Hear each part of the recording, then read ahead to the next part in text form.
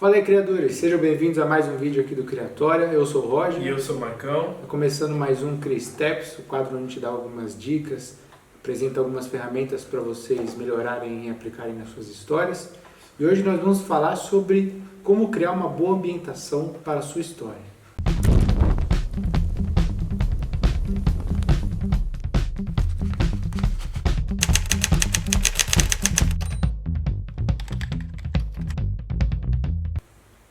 Então, assim, existem alguns passos que a gente vai passar hoje aqui, que esses passos são mais pontos de cuidado, pontos de atenção que você precisa ter para estabelecer um bom ambiente. O que a gente quer dizer com ambiente, né? O ambiente, ele se resume ao mundo que vai se passar a sua história. Sim. E quando a gente fala mundo, não quer dizer planeta necessariamente. Mundo é quando você tem o protagonista, o que cerca ele? Né? Tudo que cerca ele vai estar relacionado à ambientação. Então a gente vai falar hoje sobre 4, vamos dizer assim, pontos chaves para você ter uma ambientação bem definida. Tá? Então o primeiro é período, que está relacionado à linha do tempo, por assim dizer, né? Com certeza. Onde vai se passar a sua história. O segundo a gente vai falar sobre a localização, então qual é a escala né, desse ambiente, a duração, ou seja, quanto tempo leva a história nesse ambiente para você poder saber o quanto as coisas vão mudar né, dentro da própria história. E o outro, ele está relacionado com algo que a gente falou lá no passado sobre complicações progressivas, sobre como criar conflitos, porque eles vão ser essenciais para você entender que tipo de conflito se encaixa no ambiente que você criou, né? Porque tem muito a ver também com a linha do tempo. Em determinada era da nossa humanidade, existia um conflito externo acontecendo. Né? E você precisa pesquisar isso. Mas a gente chega lá na sequência. Vamos falar então sobre o período primeiro, né? A ordem cronológica é onde você vai colocar a sua história acontecendo. Então, falando de período, assim, depois que você, obviamente, e a gente sempre bate na tecla de definição de gênero, construção de protagonista em si, obviamente que você falando de período é algo primordial também, mas um conceito base para a gente definir na nossa história, que você saber quando se passa a sua história, tá? Então primeiro você vai saber o que é a minha história, aí você vai saber quem está na minha história, ou seja, o protagonista, quem é o protagonista. Aí você vai saber onde passa a sua história, tá? E aí, que é a localização, que a gente vai falar logo depois, e o período, que é quando, né? Ou seja, você vai fazer uma história que fala sobre o passado, a linha do tempo e tal. É diferente de você estabelecer um núcleo fechado, que é uma história linear, que é mais fácil de se fazer. Sugiro que vocês vejam um vídeo de estrutura minimalista, não sei se a gente fez minimalista, estrutura clássica a gente fez. Mas tem tipos de estruturas, e a estrutura que mais aborda no cinema, nos quadrinhos, na maioria das literaturas em si, que tem mais público por ser mais fácil de compreender, que é a estrutura clássica, o tempo é linear. Então você já vai estabelecer que a sua história não tem passagens de tempo bruscas assim. Então você vai definir o ano passado, o ano presente, o ano futuro. Pode ser indeterminado? Pode, mas é um probleminha para a estrutura clássica você não saber muito quando se passa. Não é uma regra, tá? Tem filmes excelentes que trabalham muito bem o conceito e você não sabe exatamente qual é a data do filme, tá tudo bem. Mas eu sinto que é melhor quando você determina isso, fica mais clara a mensagem, do que você não colocar, se você quer abordar estrutura clássica. Então, por exemplo, se você vai fazer um filme, uma história no passado, seja, sei lá, Egito Antigo, medieval, você vai definir teu núcleo, como Game of Thrones define, que é uma Terra-média medieval. Ou como sei lá, se você pegar a Múmia, o filme da Múmia é o tempo presente com conceitos antigos, mas não se passa lá. Ele tem flashbacks lá, mas o conceito é o dia de hoje. E é isso que é interessante a gente definir. A gente pode atribuir uma história no tempo presente que tenha consequências de flashbacks muito antigos. Não quer dizer que a história se passa lá, é só um flashback. E a Múmia representa isso. Um flashback antigo, no Egito Antigo, reverbera no mundo de hoje, onde a história começa. E se você pegar o Assassin's Creed, que é um game aí, conceitos de flashback no mundo presente, mas a história se passa no passado. Então é uma coisa pra gente perceber também. Você vê que o que vai definir exatamente se ele é contemporâneo, né, se ele é atual, futuro ou passado, é como você vai ter que pesquisar para construir o visual daquilo. Né? Então, por exemplo, não é porque você está hoje aqui em 2020 e a história do seu quadrinho, filme, livro se passa em 2021 que você está fazendo uma história no futuro. É uma história contemporânea, porque você não teve que fazer projeções sobre o que vai ter em 2021. Né? Não existe essa... Ainda é contemporâneo. E ao mesmo tempo, se você está em 2020 e faz uma história de 2015, você está fazendo uma história contemporânea. Né? Agora, quando você vai fazer uma história de 1920, aí já exige que você faça uma pesquisa de como era a sociedade naquela época. Então, aí sim você está fazendo uma história no passado. O leque é menos aberto. Né? Você trabalhar só com o que você... E não quer dizer que você fazer uma história em 1920, você não possa fazer uma ficção científica com alguns conceitos que não existiram na época. Mas algumas limitações você vai ter com aquilo.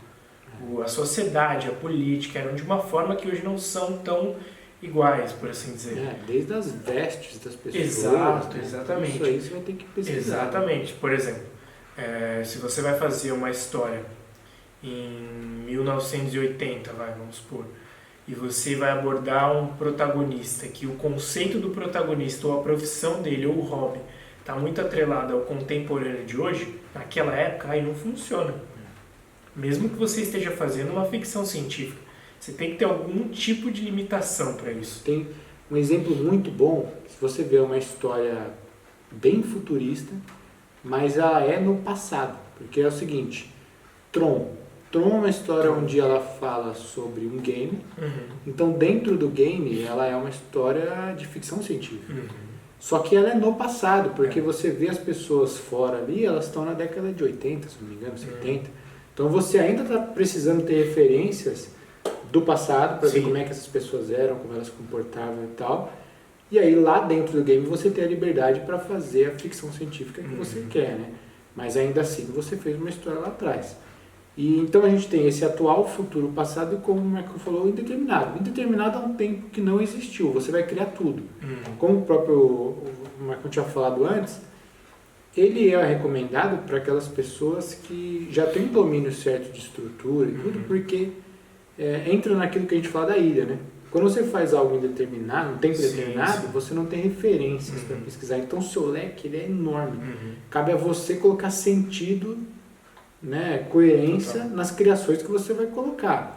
Então a gente tem muitos filmes que se passam em planetas distantes. E não dá para dizer que é contemporâneo, porque o que existe naquele planeta não existe aqui. Né? Então o cara está criando uma linha de tempo ali indeterminada porque não é futurista, porque não está em 2100, tá agora, mas é em outro planeta onde já existe um rover voador, não sei o que, então você está criando a parada. Então é muito mais difícil, porque cabe a você fazer a coerência, cabe a você criar, e a gente sabe, tá? Vocês, quem escreve já há mais tempo sabe, quanto mais depende de você criar, mais fácil é você se perder, né? Mais fácil é você começar a imaginar coisa que você acha bacana e às vezes não vai entrar no história. E só uma dica também, para quem curte a linha distopia, está muito atrelado ao futuro, porque já está, para quem assistiu nossos vídeos de arquétipo, um arquétipo muito interessante, que já está atrelado a qualquer país, é que o mundo caminha de mal a pior. É uma projeção. Uma projeção. É uma projeção no futuro. Uma projeção do que está por vir. Que possa ter, e geralmente tem conceitos do presente. Você pode falar de governo, da mídia, a forma como a sociedade lida com essas situações e bota em distopias. Então, o trabalho do futuro é muito interessante para isso, você criar projeções futuras com alguns conceitos arquetípicos do que está acontecendo hoje com a nossa sociedade. É isso aí. Então, você definindo esse período, você já, é como a gente falou, você já vai começar a entender que tipo de pesquisa você tem que fazer ou que tipo de criação você vai ter que fazer. Né? Se é no futuro, é uma distopia, é uma história futurista como um cyberpunk ou às vezes um Blade Runner. Sim. Você começa a pesquisar, pô, sei lá, o filme, a história que eu penso é em 2050. Deixa eu pôr no Google, pesquisa simples. Carros em 2050, projeções. Aí você vai começar a imaginar aquilo e ver o que a indústria automobilística às vezes está pensando lá. Se ano passado você vai pesquisar lá, imagens de carros 1900, não sei o que e tal, e começar a pensar. Se é indeterminado, como a gente falou, você vai começar a criar tudo isso com referências. Né? Exato. E aí você começa a definir a localização. A localização, ela envolve, de fato, a geografia que você vai abordar, né? Então, assim, você pode se localizar, sua história pode ser localizada no mundo, num planeta, né? E aí que dá. Hoje eu queria trazer um exemplo muito bom daquilo que a gente fala, né, da ilha, de como é difícil você preencher todos os detalhes conforme a seu espaço, sua localização é maior. Sim. Vocês podem parar para ver que todo filme onde as pessoas vão para um planeta, todo filme onde se aborda uma outra raça, geralmente existe um governo no planeta inteiro, né? Para quem acompanha, por exemplo, Krypton, do Superman. Krypton era comandada pelas castas de família. Você só ouve falar de umas 6 famílias, que um planeta inteiro, né? Você vai para o planeta do Guardiões da Galáxia, que é o do pai do Quill, o Ego, não é? Ego? Né?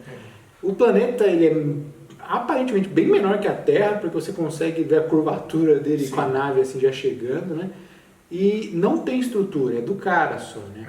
Quando você vai para outros, quando você vai abordar o planeta inteiro, é muito difícil você detalhar, porque o seu universo é gigantesco. Exato. Né, cara? Não quer dizer que é impossível, tá? Só quer dizer que você vai ter que lidar com algo muito, muito detalhado. E aí, conforme você vai reduzindo, você vai tendo um foco maior, uma delimitação maior, onde você consegue ter um controle maior. A gente não estou falando isso para desanimar o cara que quer fazer. E é só você ver também, por exemplo, no Guerra Infinita, tem uma cena de flashback interessante ali para a construção da relação do Thanos com a Gamora. Sim, é verdade. Que ele mata metade do planeta dela, mas a cena dá a entender que metade do planeta dela é tipo assim, 300 pessoas morreram. Você está falando de um planeta. Só que essa liberdade poética é para construção narrativa. É o que o Roger falou, é muito mais difícil você lidar numa verossimilhança um planeta inteiro, é muito mais difícil. Quem aí já viu Asgard além daquela cidade? Vê, porque é difícil você criar um mundo inteiro. Você vai olhar em Star Wars, que é Star Wars tem um universo, galáxias diferentes. E mesmo assim, você vê que cada planeta é um governo que comanda o planeta inteiro, é um parlamento que comanda o governo inteiro. Nunca tem as cidades específicas, porque isso é muito difícil de criar. A gente, na Terra, a gente não conhece, sei lá... É verdade. A gente não sabe o nome dos países, todos os países que existem aqui na Terra, assim, ou... cidade nem se fala. Tem gente que não... Assim, fala a verdade, você sabe o nome da cidade do seu país? Não dá pra saber muita cidade. Você não conhece, por exemplo, a gente mora em São Paulo. Você conhece São Paulo inteiro, o estado? Fala todas as cidades do estado. Não conhece. Não fala. É muito grande. Então é bem complicado.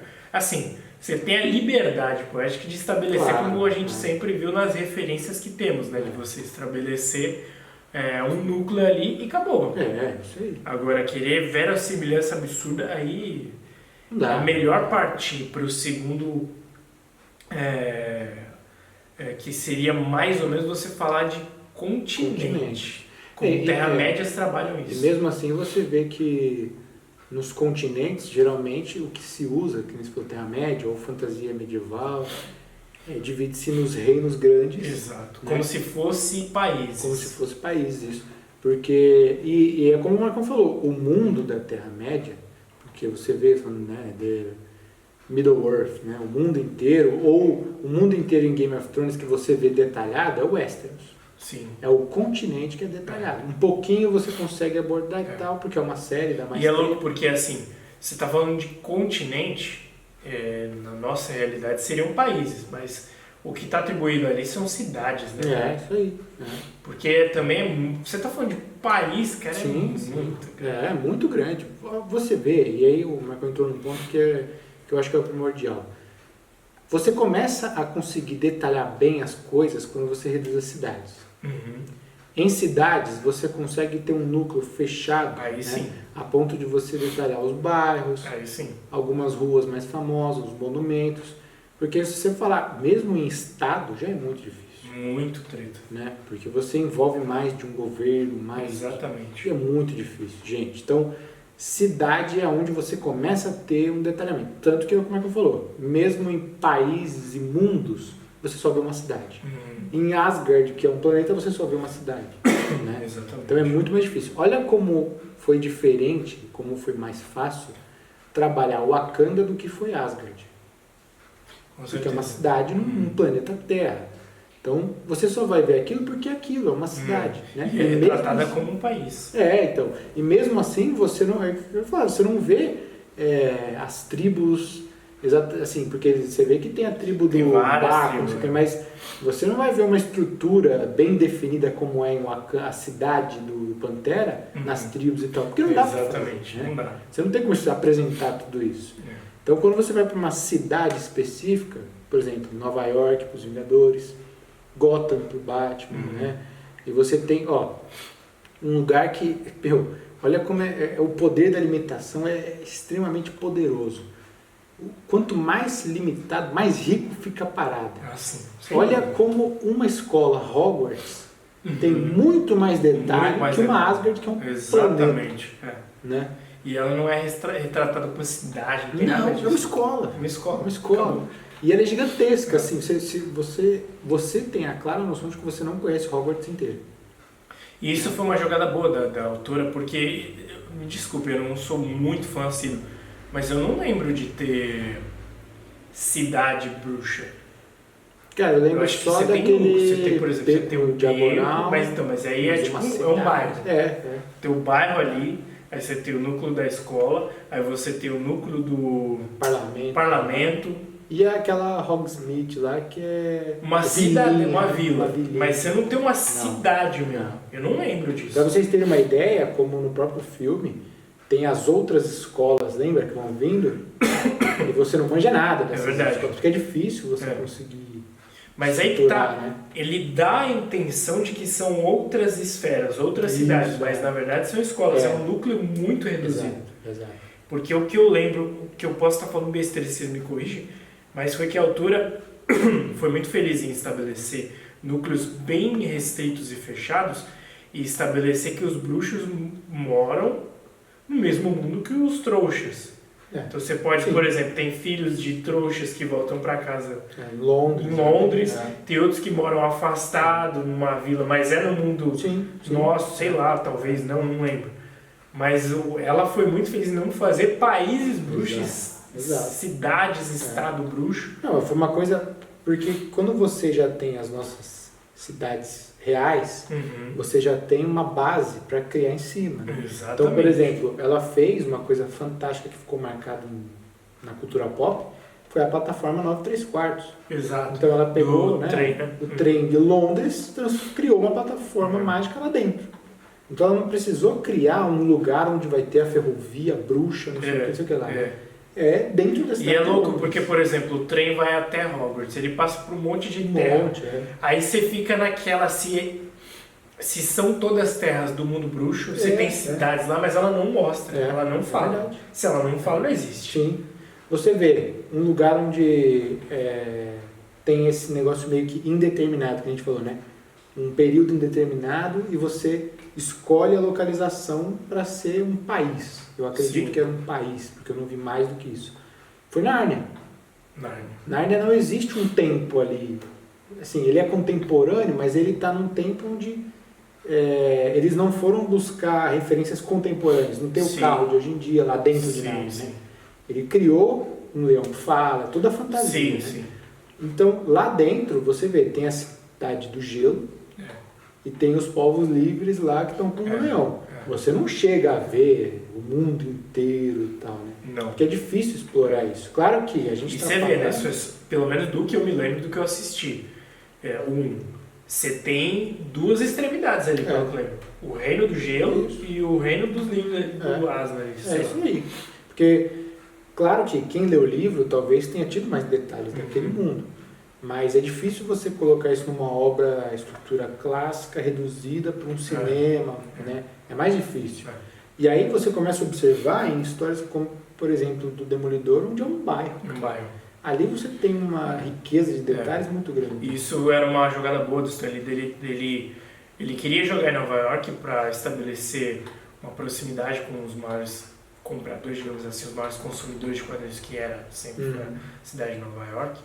E porque a Marvel se originou de lá, mas fica complicado você jogar todo mundo lá trabalhando no mesmo nível.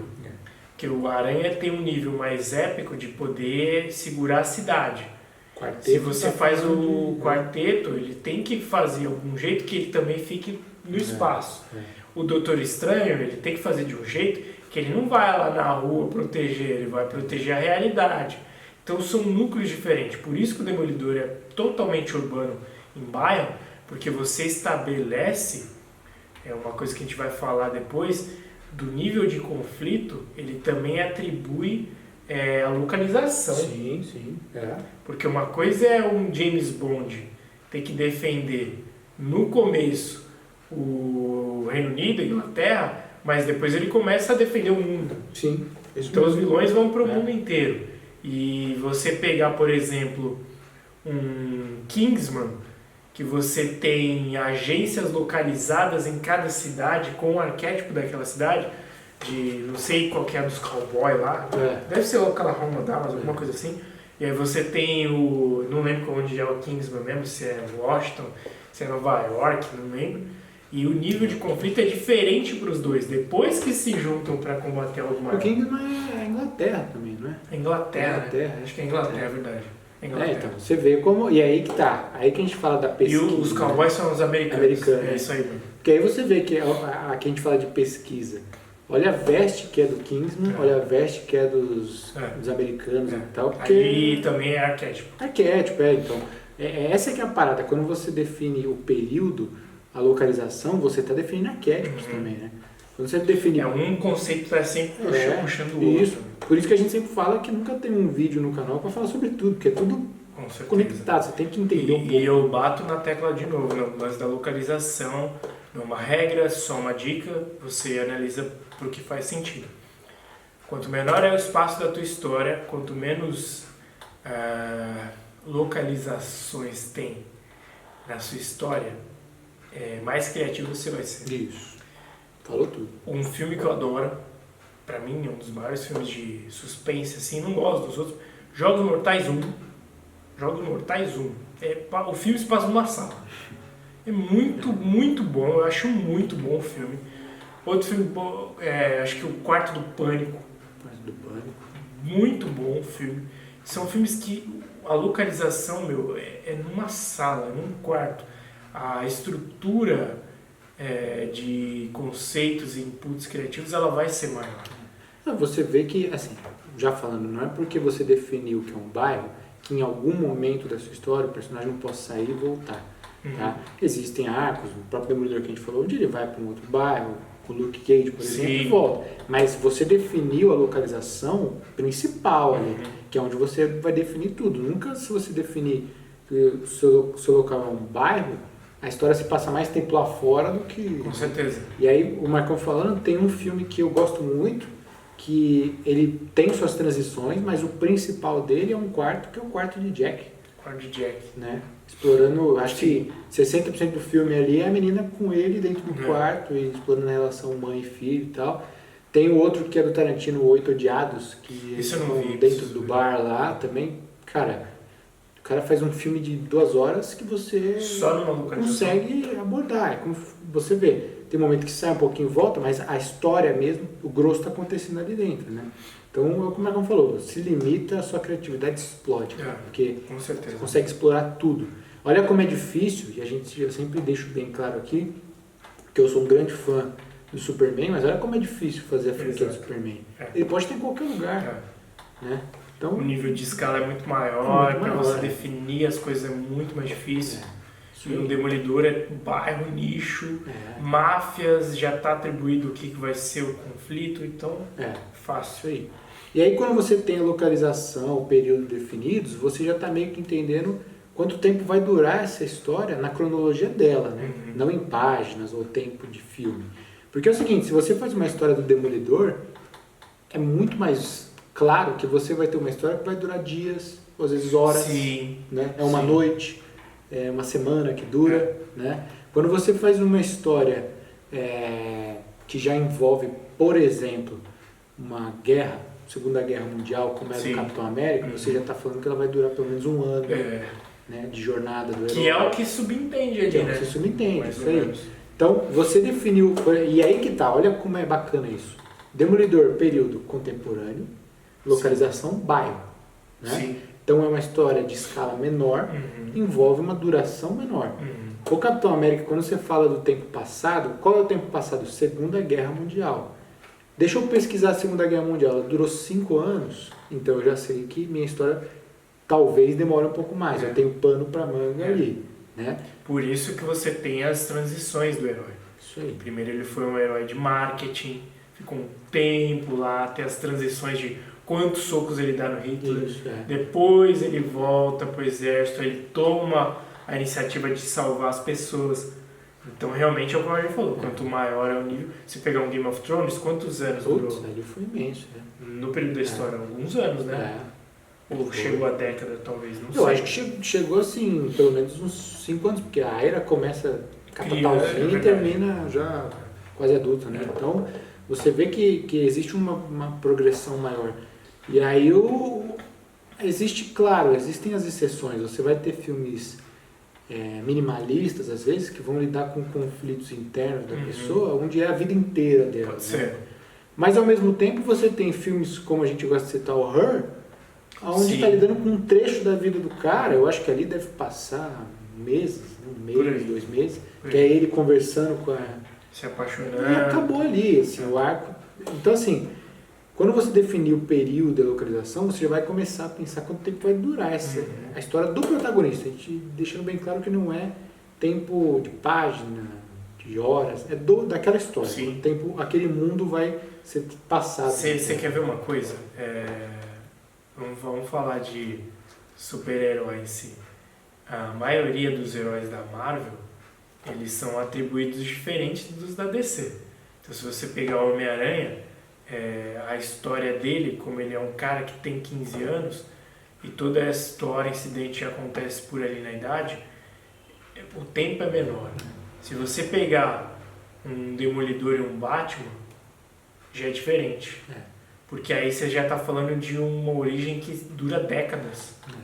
Porque o incidente está na infância. Para a construção do personagem. Exatamente. É verdade. E até mesmo o Superman. Sim. Então é diferente a abordagem como você traduz. Não quer dizer que uma regra que esse precisa ou esse não. Não. É a diferença que você quer dar. Se o incidente citante do seu super-herói, só um exemplo, é na infância, é muito mais claro, e é isso na minha visão o problema do Superman, que ele vai ter algum probleminha de personalidade mental. Algum probleminha. E o Batman e o Demolidor, eles têm isso. O Superman não tem isso. E pra mim é um leve erro, mas eu sei a abordagem do cara, que é o arquétipo do herói, ele talvez não se beneficiasse disso. Mas por que o Batman e o Demolidor, em figura pop assim, de histórias de HQ, são mais comerciais? Por esse lance da infância, não saber lidar com o que se é. O Batman não tem superpoder, mas agora ele é órfão, e o Demolidor agora ele consegue ouvir tudo e perdeu o pai. O Superman é diferente, porque pelo menos no Homem de Aço, que é o que mais me tem à mente, ele perdeu o pai depois, assim, adulto. Então, ele Na verdade, esse que é o negócio, né? Tanto o Batman quanto o Matt Murdock, né? Eles tiveram incidentes incitantes traumáticos. O Superman veio para a Terra poderoso. Então a questão dele foi mais se ensinar do que se adaptar a um problema, né? Então você vê que a carga foi.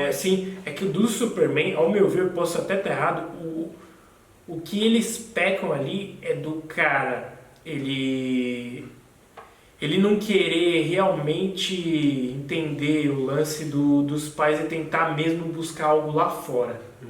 Como se um cara adotado... Porque o preceito da pessoa adotada, pelo menos não estou generalizando, mas muitas pessoas adotadas quando crescem, elas querem tentar procurar os pais. Porque assim, eu entendi, porque no Superman a descoberta é muito fácil. Isso. Ela é do tipo assim, tem o cristal na nave. Eu sinto que a aceitação é muito fácil do que ele é. Mas eu entendo que é o arquétipo do herói. Sim. Mas o verossímil de uma pessoa adotada, na maior parte das vezes, é querer saber quem são os pais. O Zack Snyder tentou fazer, né? Que ele tentou fazer. Buscar a origem dele e tal. E até no filme que, vamos dizer, capengou bastante acho que foi o Brian Singer que fez do Superman Returns.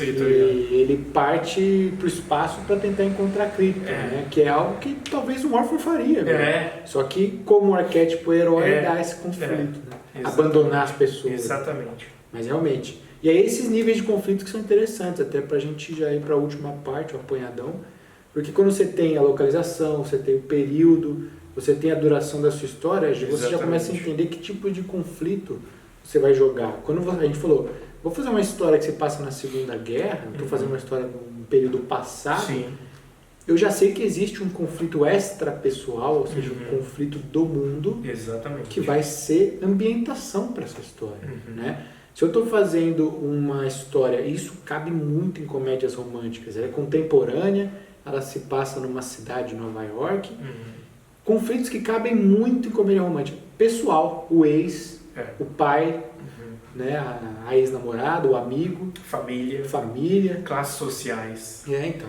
doença, tudo isso. É sempre algo específico que atrapalha o seu personagem. E é a mesma coisa quando você define, a gente falou aqui dos filmes minimalistas, onde os conflitos internos são muito fortes. Né? O Her, né? Então você passa o filme onde o personagem ele não está tentando resolver um problema do mundo, um problema ambiente, um problema pessoal com alguém, um problema intra, né? Um problema dele com ele mesmo. Preconceito, medos internos, dificuldade de sociabilizar, tudo isso aí. Isso aí, coisa que é uma jornada pessoal dele para se evoluir ou superar algum trauma. Por isso também que a estrutura minimalista, depois a gente pode fazer um apanhado sobre, ela é menos comercial porque os filmes minimalistas que envolvem conflitos internos são filmes para pessoas mais velhas, jovens adultos, digamos assim, que assim, pré-adolescentes não vão pegar muito, é mais conflito externo de eu tenho um herói, eu tenho um vilão e é combate um contra o outro e os internos é uma experiência muito pessoal, né, da pessoa tentar avaliar a própria vida, por isso que não são blockbusters, digamos assim. E eles tocam em feridas. Tocam em feridas. Não quer dizer que os filmes de estrutura clássica possam tocar em feridas, tá? Até super-herói em si pode tocar, a responsabilidade do Homem-Aranha e a vingança velada do uso da Batman. metáfora, ele dá uma aliviada, né? Tem isso mesmo. Mas é isso aí, então a gente passou esses 4 pontos principais para você tomar cuidado, prestar atenção na hora de fazer sua ambientação. Lembrando aí, o período, a época que vai se passar, a localização, qual é a sua geografia, os seus limites. Exatamente. Né? A duração, quanto tempo vai passar essa história dentro da cidade, dentro de um planeta, de um bairro, de um quarto, né? E qual é o nível de conflito? Você está falando dele enfrentar um problema específico, algo dele interno, ou é um contexto do mundo que atrapalha o objetivo dele? Sim. E aí você já começa a ter a sua limitação, e aí como a gente sempre fala, você entendendo os seus limites, a borda da sua ilha você consegue trabalhar em cima com mais qualidade, né? Boa. Mas é isso aí, se curtiu o vídeo, dá um like aí, se inscreve no canal se ainda não é inscrito, ativa o sininho para receber as nossas notificações e até o próximo vídeo, galera. Falou, galera, até a próxima.